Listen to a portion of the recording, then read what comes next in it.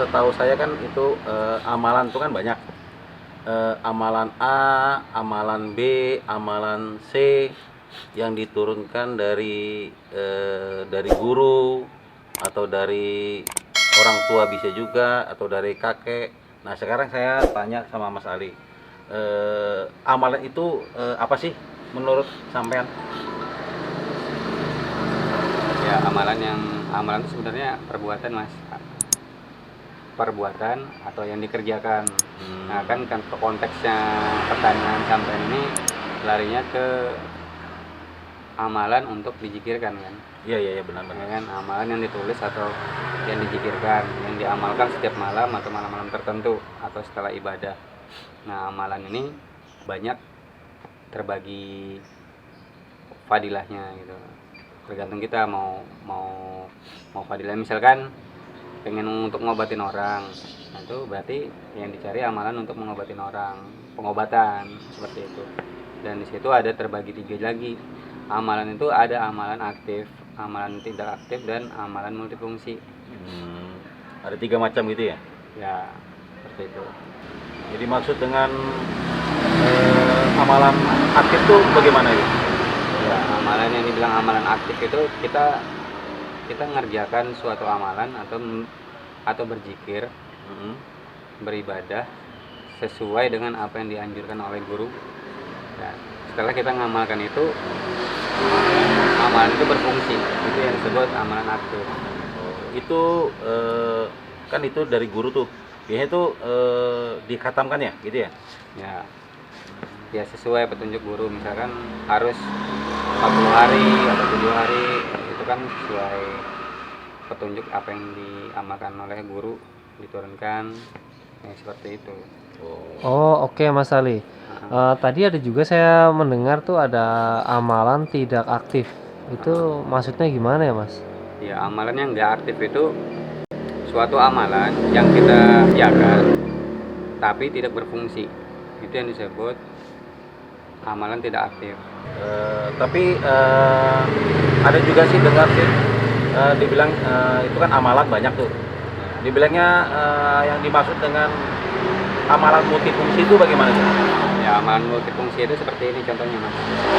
Misalkan sampai lagi ngamalkan keilmuan untuk pengobatan. Ya kan? Pengobatan, sampean fokuskan pengobatan. Tapi di lain sisi ilmu pengobatannya sampean dapatkan, di lain sisi sampean mendapatkan kerejekian, dan di lain sisi sampean mendapatkan keselamatan. Padahal sampean cuma mengamalkan ilmu pengobatan tadi. Nah, di situ disebut amalannya amalan multifungsi, gitu. Jadi kita niatnya cuma untuk ngobatin orang, tapi rezeki kok makin lancar nih. Berarti ngobati orang ibaratnya tuh biasa-biasa aja ibaratnya ini, tapi rezeki kita naik gitu ya? Ya, jadi barengan gitu ya? Ya, pengobatannya dapat karena itu memang khusus fadilahnya untuk pengobatan, tapi di luar itu kita dapat rezeki yang berlimpah karena bukan amalan untuk rezekian. Dan saat kita dibegal orang, kita insya Allah selamat. Nah, di situ amalan disebut amalan multifungsi. Oke, Mas Ali. Jadi apa tujuan dari guru atau pengijazah memberi kita suatu amalan? Oke, jadi dari panjang lebar tadi mungkin agak saya luruskan sedikit. Jadi sebenarnya amalan yang ada itu sebenarnya bukan untuk tumpuan kita, bukan untuk tujuan untuk tumpuan kita. Sebenarnya seorang guru atau seorang pengijazah memberikan kita amalan itu tujuannya untuk kita beribadah, untuk berzikir agar kita lebih dekat lagi dengan Sang Pencipta. Kita lebih mengenal lagi siapa Sang Pencipta kita. Maka ada pepatah bilang, akhirat kamu kejar, dunia akan kamu genggam. Seperti itu. Jadi tujuan sebenarnya sang guru itu memberikan ijazah amalan sebenarnya agar kita rajin zikir, rajin mendekatkan diri kepada Sang Pencipta. Semakin kita dekat, semakin sayang Sang Pencipta sama kita. Jadi fadilah-fadilah tadi tidak kita gunakan lagi sebenarnya. Jadi apapun yang kita minta akan dikabulkan, kan? Seperti itu.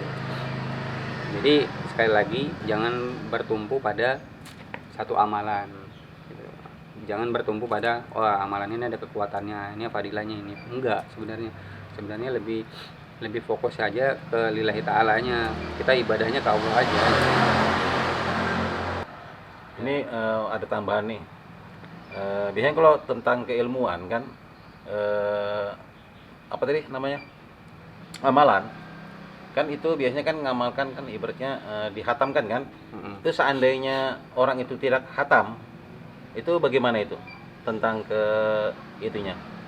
Tidak khatamnya tidak hafal atau gimana? Maksudnya tuh enggak, kan maksudnya tuh menghatamkan misalnya nih 7 hari atau berapa hari berturut-turut tuh. Nah, ternyata dia putus di pertengahan jalan, tapi itu udah dilanjutkan. Apakah amalan itu masih bisa dipakai atau bagaimana? Iya, kembali lagi. Jadi tujuan kita, iman kita kemana? Kalau kita mengharapkan fadilah dari suatu amalan, itu suatu kesalahan yang besar sebenarnya. Jadi tujuan guru itu ngasih waktu misalkan seminggu itu agar kita rajin setiap minggunya 1000 kali. Nah, kita harus terlatih dengan itu. Yang tadinya nggak biasa kita ibadah, malas-malasan, tapi ingin sakti, kita dilatih untuk berzikir. Berzikir ya. Setelah kita menikmati rasa zikir itu, nah di situ ada rasa nikmatnya. Di situ kan.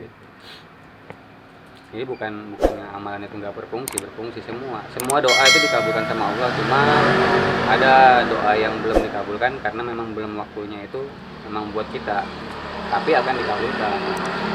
Jadi kembali lagi jangan terpaku sama fadilah-fadilah yang ada gitu. Misalkan saya ngamalkan ini rezekian lancar, tapi ngamalkan pengobatan nggak lancar, atau ngamalkan keilmuan menarik pusaka nggak lancar. Ya kita belum dikasih waktunya untuk dikabulkan yang itu, jadi jangan menyalahkan amalannya gitu.